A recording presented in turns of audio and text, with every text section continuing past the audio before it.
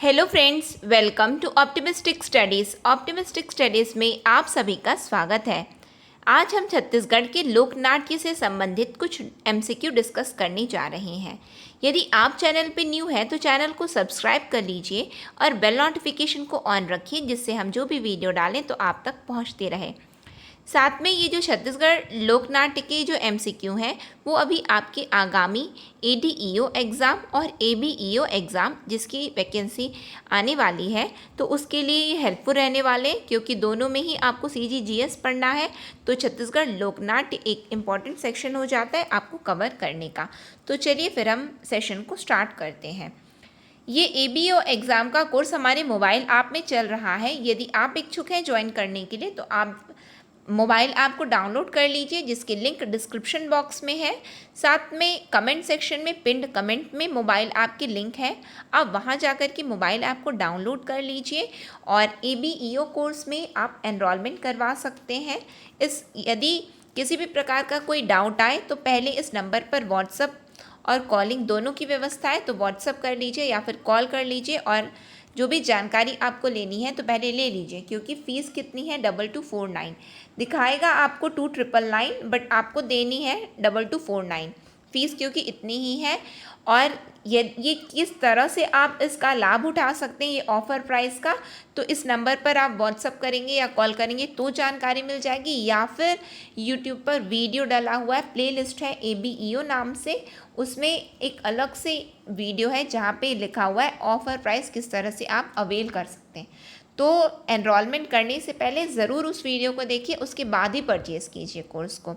आप इच्छुक हैं तो साथ में ईडीईओ का भी कोर्स चल रहा है मोबाइल ऐप में, तो इसके लिए भी यदि आप ज्वाइन करना चाहते हैं तो सेम प्रोसीजर जैसा कि मैंने बताया, आप इस व्हाट्सअप नंबर पर व्हाट्सअप करके या कॉल करके जानकारी पहले ले लीजिए, उसके बाद में ही आप कोर्स को परचेज़ कीजिए। तो चलिए फिर हम आज का सेशन स्टार्ट करते हैं। जैसा कि मैंने बताया है आपको, छत्तीसगढ़ लोकनाट्य की हम एमसीक्यू डिस्कस करने जा रहे हैं। इस राज्य का यह लोकनाट्य नहीं है। हमारे ऑप्शंस हैं खामस्वांग, रहस, भरथरी, माओपाटा। तो हमसे पूछा जा रहा है कौन सा लोकनाट्य नहीं है। खामस्वांग नहीं है, रहस नहीं है, भरथरी नहीं है, तो माओपाटा नहीं। आप पॉज कीजिए, लास्ट में आप अपने आंसर और साथ में बताते चलिए, और लास्ट में कमेंट सेक्शन में आप कमेंट में बताएंगे कि आपके कितने मार्क्स आ रहे हैं। तो यहाँ हमसे बोला कौन सा नहीं है, तो क्या नहीं है, तो भरथरी नहीं है। तो भरथरी क्यों नहीं है? क्योंकि भरथरी एक लोकगीत है। क्या है? लोकगीत है। ये एक लोक नाट्य नहीं है भरथरी। और साथ में ये किस प्रकार का है? तो वियोग श्रृंगार रस पर आधारित है। किस पर? वियोग श्रृंगार रस पर आधारित है लोकगीत भरथरी। बात आती है और भी ऑप्शंस को हम देख लेते हैं। खाम्ब स्वांग क्या है? तो खाम्ब स्वांग क्या है? ये कोरकू जनजाति के द्वारा लोकनाट्य किया जाता है। कोरकू जनजाति जो कि कुंवार नवरात्रि, जो कुंवार महीने की, जो हिंदी महीना है कुंवार की नवरात्रि से चालू होता है और देव प्रबोधनी एकादशी तक ये खाम्ब स्वांग चलता है। इसमें जो है खम्बे, खाम्ब से क्या पता चल रहा है? खम्बा। तो खम्बे के पास में लोग क्या करते हैं? उसके आसपास में घूमते हैं और वो क्या मानते हैं कोरकू जनजाति के लोग कि मेघनाथ, जो कि रावण का पुत्र है, उसने वो मेघनाथ को अपने संरक्षक के रूप में मानते हैं। तो वो खम्बे के रूप में क्या करते हैं? मेघनाथ का स्तंभ बना देते हैं। क्या बना देते हैं? मेघनाथ का स्तंभ बना देते हैं, खम्ब जिसे हम बोल सकते हैं, खम्ब बना देते हैं और उसी के गोल गोल वो घूमते हैं और स्वांग करते हैं। स्वांग मतलब खेल करते हैं वो लोग। पूरे रात भर ये आयोजन चलता है, तो उसे बोलते हैं खाम स्वांग। बाकी और क्या दिया है? माओपाटा। तो माओपाटा किसके द्वारा किया जाता है? तो मुरिया जनजाति के द्वारा। किसके द्वारा? मुरिया जनजाति के द्वारा। यह एक शिकार नृत्य क्या होता है? शिकार नृत्य होता है। सबसे पहले आप शुरू में आपने देखा होगा पिक्चर, मैं आपको फिर से दिखा देती हूँ। ये जो आप देख रहे हैं ये क्या है? ये माओपाटा है। ये क्या है? माओपाटा। इसके बारे में हम आगे देखते हैं। ये एक शिकार नृत्य है। इसमें जो माओपाटा है, तो माओ का अर्थ क्या होता है? तो माओ का अर्थ होता है, यहाँ पे माओ का अर्थ होता है गौर, जिसे हम बोलते हैं बाइजन। बाइजन बोलते हैं, ठीक है, गौर। और पाटा का अर्थ क्या होता है? नृत्य होता है। तो इसका क्या मतलब हुआ? इसका मतलब ये हुआ कि एक नृत्य नाटिका है, यानी कि नाटक भी है साथ में नृत्य भी है। क्या है कि जंगली भैंसा, वो जंगली भैंसा का आखेट करके आते हैं मुड़िया जनजाति के लोग, और वो आखेट पर आधारित वो नृत्य नाटक करते हैं। और इसमें वाद्य यंत्र जो है, वाद्य यंत्र टिमकी और कोटकू कोडू कोटू कोटू सॉरी कोटुडका का इस्तेमाल किया जाता है, वाद्य यंत्र। सॉरी, यहाँ पे थोड़ी मेरी प्रोनाउंसिएशन गलत हो गई।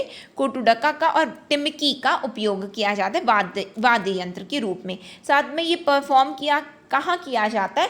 तो घोटुल के प्रांगण में किया जाता है। कहाँ किया जाता है? घोटुल के प्रांगण में किया जाता है। तो आई होप आप सभी को पता होगा, यहाँ पे आपका रिवीजन हो गया है, ठीक है। नेक्स्ट क्वेश्चन में हम आ जाते हैं, क्योंकि जैसा कि हमने देख लिया भरथरी यहाँ पे लोकनाट्य नहीं है, बल्कि ये क्या है? ये एक लोकगीत है। फिर हम आ जाते हैं नेक्स्ट क्वेश्चन में, निम्न में से क्या बस्तर संभाग से संबंधित नहीं है? रहस, गेंडी, भतरा नाट, माऊपाटा। तो क्या नहीं है बताइए? बस्तर संभाग से संबंधित नहीं है।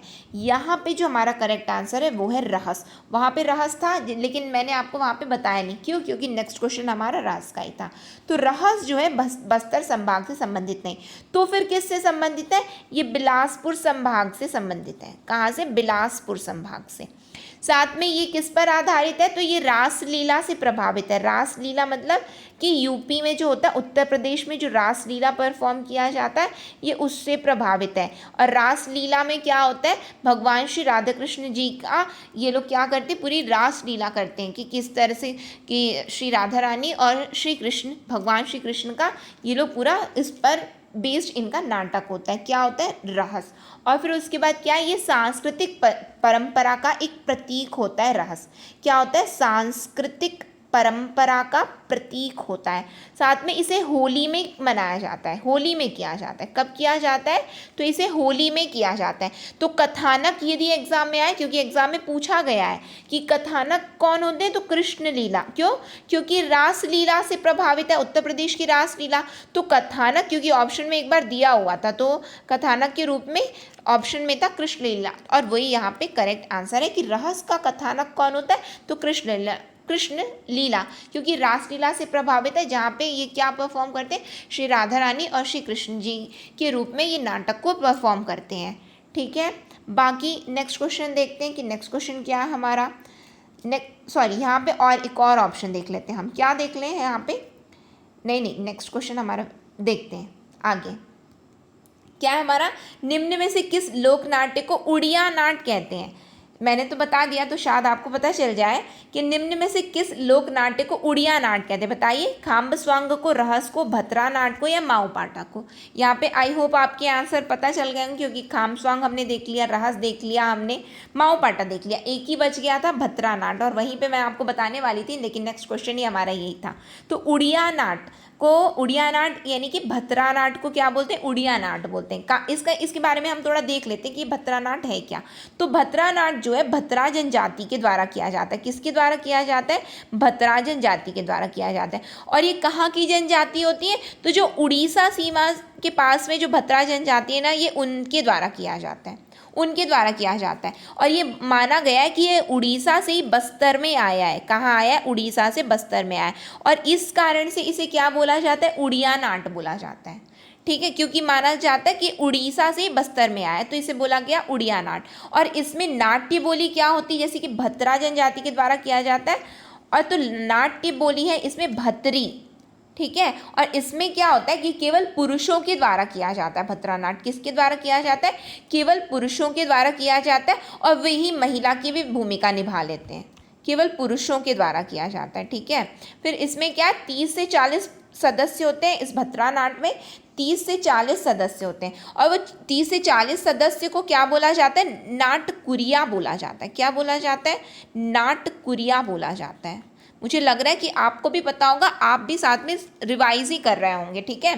फिर ये क्या है? एक ये युद्ध प्रधान नाट है। युद्ध प्रधान मतलब इसमें जैसे कि महाभारत हो गया, रामायण हो गया, रामायण हो गया, पौराणिक आख्यान के कथानक पर केंद्रित होता है ये। जैसे कि हम देख सकते हैं, जैसे कि रावण वध, कंस वध हो गया, कीचक वध हो गया, हिरण्यकश्यप वध हो गया, जरासंध वध हो गया, लंका दहन हो गया, साथ में रुक्मणी हरण, ये भी ये परफॉर्म करते हैं। और अभी क्या, और इसमें क्या और परफॉर्म किया गया, इंदिरा गांधी की हत्या पर भी आधारित है ये भतरा नाट। इंदिरा गांधी की हत्या पर भी आधारित है भतरा नाट। तो इतनी सारी यानी कि युद्ध प्रधान है, जहाँ पे रावण वध, कंस वध, कीचक वध, फिर हमने क्या देखा, हिरण्यकश्यप वध, फिर जरासंध वध, लंका दहन, रुक्मणी हरण और इंदिरा गांधी की हत्या पर आधारित है भतरा नाट। ठीक है, आई होप आप सभी से बन रहा होगा और आपने भी यही टिक किया होगा। नेक्स्ट क्वेश्चन में हम आ जाएं। नेक्स्ट क्वेश्चन क्या है हमारा? नेक्स्ट क्वेश्चन है, इस राज्य का यह लोकनाट्य नहीं है। कौन सा इस राज्य का लोकनाट्य नहीं है? तो रहस नहीं है, नाचा, जात्रा, माओ पाटा। बताइए कौन सा नहीं है? तो देखते हैं हम। देखिए, माओ पाटा तो हमने देख लिया कि अच्छा ये तो बिल्कुल है। रहस भी हमने देख लिया कि ये तो लोकनाट्य है। अब हमारे पास यानी कि 2 ऑप्शन तो एलिमिनेट हो गए। हम कितने ऑप्शन के साथ में बचे? नाचा और जात्रा। यदि आपने थोड़ा बहुत भी लोकनाट्य पढ़ा है तो आपको बहुत अच्छे से पता होगा कि नाचा तो बिल्कुल लोकनाट्य है। इसका मतलब लोकनाट्य नहीं है पूछ रहे हैं ना, तो जात्रा लोकनाट्य नहीं है। तो फिर जात्रा क्या है? तो जात्रा एक लोक पर्व है, ये नाट्य नहीं है, ये एक पर्व है, लोक पर्व है जात्रा। ठीक है, नेक्स्ट क्वेश्चन में हम आ जाए। नेक्स्ट क्वेश्चन क्या है हमारा? नेक्स्ट है, छत्तीसगढ़ नाचा के प्रवर्तक कौन थे? केदार यादव, रामचंद्र देशमुख, दुलार सिंह मंदराजी या झाड़ूराम देवांगन? बताइए छत्तीसगढ़ नाचा के प्रवर्तक कौन है? तो छत्तीसगढ़ नाचा के प्रवर्तक कौन है? छत्तीसगढ़ नाचा के प्रवर्तक है दुलार सिंह मंदराजी। कौन है? दुलार सिंह मंदराजी हैं छत्तीसगढ़ नाचा के प्रवर्तक। नेक्स्ट क्वेश्चन में हम आ जाते हैं। नेक्स्ट क्वेश्चन क्या है हमारा? इसके बारे में थोड़ा हम देखते हैं कि क्या है छत्तीसगढ़ नाचा के बारे में। ठीक है, तो ये छत्तीसगढ़ के रायपुर, धमतरी, महासमुंद, दुर्ग, राजनांदगांव आदि जिलों में ये नाचा व्यापक रूप से प्रचलित है। नाचा अपने आप में एक पूर्ण विद्या है और नाचा का उद्भव खड़े साज की गम्मत से हुआ है, जो मराठा छावनियों में सैनिकों के मनोरंजन का साधन थी। किससे हुआ है इसका उद्गम? गम्मत से हुआ है, जो कि मराठा छावनियों में सैनिकों के मनोरंजन का साधन थी। ठीक, और क्या बताया जा रहा है इसके बारे में? गम्मत में स्त्रियों की नकल करने वाला एक विशेष पात्र होता था, जिसे नाच्या कहते थे। क्या बोलते थे? नाच्या कहते थे। इसी पात्र के आधार पर छत्तीसगढ़ी नाट्य स्वरूप का नाम नाचा पड़ा। इस पात्र के आधार पर इसका क्या नाम पड़ गया? नाचा पड़ गया इस लोकनाट्य का। नाच्या मराठी तमाशे, जो मराठी में जो तमाशा होता है, तो मराठी तमाशे के एक अन्य पात्र सोंगाच्या के से भिन्न है। वर्तमान में भी तमाशा में नाच्या और सोंगाच्या के समांतर एक नए पात्र का उद्भव हुआ है, जिसे हम क्या बोलते हैं? जो कि क्या कहलाता है? जोकड़ कहलाता है। क्या बोलते हैं? जोकड़ बोलते हैं। ठीक है, तो ये आई होप आपने भी पढ़ा होगा ये सब लोकनाट्य के बारे में, क्योंकि आप प्रिपेयर कर रहे हैं तो आपको इतनी जानकारी तो होगी। नेक्स्ट हम देखते हैं, रवेली नाचा पार्टी के संस्थापक थे कौन थे? केदार यादव, रामचंद्र देशमुख, दुलार सिंह मंदराजी या झाड़ूराम देवांगन? बताइए रवेली नाचा पार्टी कौन है? तो रवेली नाचा पार्टी के संस्थापक कौन है? दुलार सिंह मंदराजी। इनके बारे में हम जान लेते हैं, क्योंकि जैसा कि अभी हमने क्या देखा कि नाचा के संस्थापक छत्तीसगढ़ में कौन है? दुलार सिंह मंदराजी। और वही रवेली नाचा पार्टी क्या है कि 1928 में 1928 में राजनांदगांव में, कहाँ? राजनांदगांव के रवेली गांव में इन्होंने क्या किया है? रवेली नाचा पार्टी की स्थापना की है, रवेली गांव में नाचा पार्टी की। और इन्हें और किस नाम से पुकारा जाता है? तो इन्हें नाचा का भीष्म पितामह कहा जाता है। क्या बोला जाता है? एग्जाम में आया हुआ है कि भीष्म पितामह, नाचा का भीष्म पितामह किसे कहा जाता है? तो नाचा का भीष्म पितामह दुलार सिंह मंदराजी को कहा जाता है। ठीक है, और ये पहली संगठित नाचा पार्टी है, छत्तीसगढ़ की पहली संगठित नाचा पार्टी है। ठीक, नेक्स्ट क्वेश्चन में हम आ जाए। नेक्स्ट क्वेश्चन क्या है हमारा? नेक्स्ट है, लोकनाट्य चंदैनी गोंदा के संस्थापक थे कौन थे? हबीब तनवीर, रामचंद्र देशमुख, दुलार सिंह मंदराजी या शंकर शेष? कौन थे लोकनाट्य चंदैनी गोंदा के संस्थापक? तो लोकनाट्य चंदैनी गोंदा के संस्थापक थे रामचंद्र देशमुख। कौन थे? रामचंद्र देशमुख। और 1971 में इन्होंने क्या किया था? चंदैनी गोंदा की स्थापना की थी। क्या किया था रामचंद्र देशमुख? चंदैनी गोंदा की स्थापना इन्होंने कब की थी? तो ये एक नाचा पार्टी है जिसकी स्थापना हुई थी 1971 में की थी। और साथ में ये छत्तीसगढ़ी देहाती कला मंच के भी संस्थापक हैं। किसके? छत्तीसगढ़ी देहाती कला मंच। आई नो थोड़ी राइटिंग समझ में नहीं आ रही होगी, लेकिन सुन लीजिए, आपको तो पता ही होगा इसके बारे में, है ना? देहाती कला मंच कि ये संस्थापक थे। तो इसका मतलब हमने क्या क्या याद कर लिया रामचंद्र देशमुख जी के बारे में कि ये चंदैनी गोंदा के संस्थापक हैं जिसकी स्थापना इन्होंने 1971 में की थी। साथ में ये छत्तीसगढ़ी देहाती कला मंच के भी संस्थापक हैं। ठीक है, नेक्स्ट क्वेश्चन में हम आ जाए। ये सब नाचा पार्टी है, छत्तीसगढ़ की प्रमुख नाचा पार्टी है। जैसे कि अभी रवेली नाचा हमने देखा ना, रवेली नाचा पार्टी दुलार सिंह मंदराजी, और फिर उसके बाद हमने चंदैनी गोंदा, छत्तीसगढ़ देहाती कला मंच, तो ये रामचंद्र देशमुख के द्वारा। अब हम आ जाते हैं नया थिएटर के संस्थापक कौन थे? हबीब तनवीर, रामचंद्र देशमुख, दुलार सिंह मंदराजी या महासिंह चंद्राकर? तो बताइए नया थिएटर के संस्थापक कौन है? तो नया थिएटर के संस्थापक हैं हबीब तनवीर। इन्होंने 1951 दिल्ली में इसकी 1959 दिल्ली से इसकी स्थापना की थी। दिल्ली में नया थिएटर दिल्ली में स्थापना की थी। साथ में हबीब तनवीर ने 1954 दिल्ली में ही हिंदुस्तान थिएटर की भी स्थापना की थी। हिंदुस्तान थिएटर, ठीक है, हिंदुस्तान थिएटर की भी स्थापना इन्होंने की थी। कब की थी? तो 1954 में की थी। यदि नया थिएटर पूछता है आपसे तो आपको याद क्या करना है? 1959। और यदि आपसे हिंदुस्तान थिएटर पूछता है तो आपको क्या याद रखना है? 1954 याद रखना है। ठीक है, हबीब तनवीर। फिर उसके बाद नेक्स्ट क्वेश्चन में हम आ जाते हैं। नेक्स्ट क्वेश्चन क्या है हमारा? तो सोनहाबिहान छत्तीसगढ़ के किस जिले से संबंधित है? बताइए सोनहाबिहान छत्तीसगढ़ के किस जिले से संबंधित है? तो सोनहाबिहान छत्तीसगढ़ के दुर्ग जिले से संबंधित है। कहाँ से? दुर्ग जिले से संबंधित है। और ये किसके द्वारा है? तो ये दाऊ महासिंह चंद्राकर। अभी हमने वहाँ पे देखा ना एक ऑप्शन में महासिंह चंद्राकर, तो दाऊ महासिंह चंद्राकर के द्वारा इसकी स्थापना हुई सोनहाबिहान की। महासिंह चंद्राकर, ठीक है। और इन्होंने क्या किया? इन्होंने लोरिक चंदा की भी स्थापना की है। किसकी? लोरिक चंदा, लोरिक चंदा की भी स्थापना की। किसने? दाऊ महासिंह चंद्राकर ने। लोरिक चंदा और सोनहाबिहान, जो कि कहाँ है? दुर्ग जिले में है, दुर्ग जिले। और ये तो पूछा है हमसे, तो ऑप्शन नंबर डी हमारा करेक्ट आंसर है। नेक्स्ट क्वेश्चन क्या है हमारा? तो नेक्स्ट क्वेश्चन है हमारा, किस लोकनाट्य को गम्मत भी कहते हैं? बताइए किस लोकनाट्य को गम्मत भी कहते हैं? रहस को, नाचा को, दही कांदो को या माओ पाटक को? किसे गम्मत कहते हैं? तो नाचा को गम्मत भी कहते हैं। इसके बारे में और एक इन्फॉर्मेशन क्या है? नाचा को क्या बोलते हैं?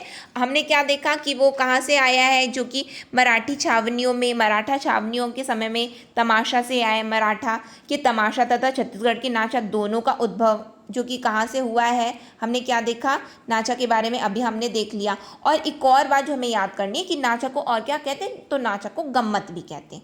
ठीक है, नेक्स्ट क्वेश्चन में हम आ जाए। नेक्स्ट क्वेश्चन क्या है? बस इतने ही क्वेश्चन है हमारे, एक्स्ट्रा इन्फॉर्मेशन है। एक्स्ट्रा इन्फॉर्मेशन क्या है? हम क्या देख लिए? हमने देख लिया हमने क्या देखा है? दुलार सिंह मंदराजी का हमने देख लिया कि रवेली नाचा पार्टी। फिर हमने क्या देखा? हबीब तनवीर जी का भी देख लिया। फिर हमने क्या देखा? फिर महासिंह चंद्राकर का भी नाचा पार्टी देख लिया। अब हम ममता चंद्राकर ने किस नाचा पार्टी की स्थापना की? तो चिन्हारी नाचा पार्टी की स्थापना की। एग्जाम में आया हुआ है इसलिए आपको मैं बता रही हूँ, है ना।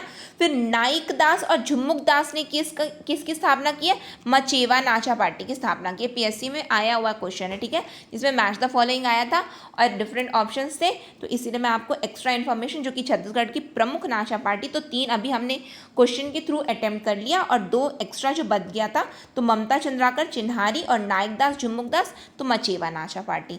तो ये हमने जो ओवरऑल अभी जो ये एमसीक्यू प्रैक्टिस किया है, ये ओवरऑल यदि आप पढ़ रहे हैं तो लोक नाट्य को हमने कंप्लीट कर लिया। फोक ड्रामा, छत्तीसगढ़ी फोक ड्रामा को हमने कंप्लीट कर लिया। इसी तरह से और भी वीडियोस जैसे कि डिफरेंट टॉपिक्स हैं उसी तरह से आएंगे, तो आप जुड़े रहिए हमसे। जैसे कि टेलीग्राम चैनल में भी आप हमसे जुड़ सकते हैं। गूगल प्ले स्टोर में मोबाइल ऐप है, वहाँ से डाउनलोड कर लीजिए, जहाँ या फिर आप डिस्क्रिप्शन बॉक्स और कमेंट सेक्शन में पिन कमेंट है, वहाँ से मोबाइल ऐप डाउनलोड कर लीजिए और इसकी फ्री PDF भी आपको टेलीग्राम और मोबाइल ऐप दोनों में ही मिल जाएगी, आप डाउनलोड भी कर सकते हैं। और ये सेशन आपको कैसा लगा, आपको इन्फॉर्मेटिव लगा, आपको लगता है कि आपने कुछ सीखा है यदि ये सेशन को देख करके, तो प्लीज़ ज़रूर लाइक कीजिएगा। साथ में चैनल को शेयर भी कीजिए जिससे ज़्यादा से ज़्यादा लोग जुड़ पाएँ, जान पाएँ। और जहाँ भी आप अपने फ्रेंड्स हैं, ग्रुप्स, जिस भी ग्रुप में ऐड है उनको शेयर कीजिए। साथ में यदि आपने चैनल को सब्सक्राइब नहीं किया तो चैनल को सब्सक्राइब भी कर लीजिए और बेल नोटिफिकेशन को ऑन रखिए, जिससे हम जो भी वीडियो डालें तो आप तक समय समय पर पहुंचती रहे। नेक्स्ट सेशन में हम बहुत जल्द मिलेंगे। नेक्स्ट सेशन तक के लिए optimistic learning. Thank you for the session.